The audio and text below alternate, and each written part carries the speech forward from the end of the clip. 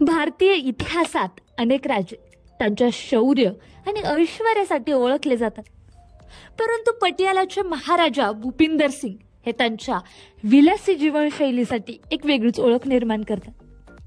महाराजा भूपिंदर सिंग हे केवळ पटियालाचे शासक नव्हते, तर ऐश्वर्य आणि विलासिततेचे प्रतीक होते. असं म्हणतात की त्यांच्याकडे 350 महिला असलेला एक भव्य हरम होता आणि त्या महिलांच्या सौंदर्य वाढीसाठी त्यांनी फ्रान्स आणि ब्रिटनमधील प्लास्टिक सर्जनही बोलवलं होतं. भोजनाच्या बाबतीतही महाराजांची चव शाहीच होती. फ्रीडम ॲट मिडनाईट हे पुस्तकात लिहिलं आहे की ते दिवसाला 20 पौंड अन्न खात असत आणि चहाच्या वेळी 2 कोंबड्या संपवत. इतकंच काय तर पक्ष्यांचा मेंदूही त्यांच्या मेजवानीचा भागच होता. महाराजांचा विलासिततेचा अनुभव अनोखाच होता.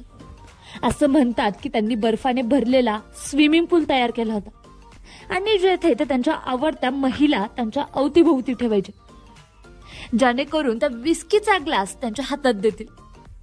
1935 मध्ये जर्मनीचे चान्सलर ॲडॉल्फ हिटलर यांनी महाराजांना एक आलिशान मेबॅक कार भेट दिली. ही केवळ एक कार नव्हती, तर भारताबाहेरील राजकीय संबंधाचं प्रतीक देखील होती. महाराजा भूपिंदर सिंग यांचे जीवन केवळ ऐश्वर्याने भरलेले नव्हते, तर त्यात गूढता आणि आकर्षणही होते.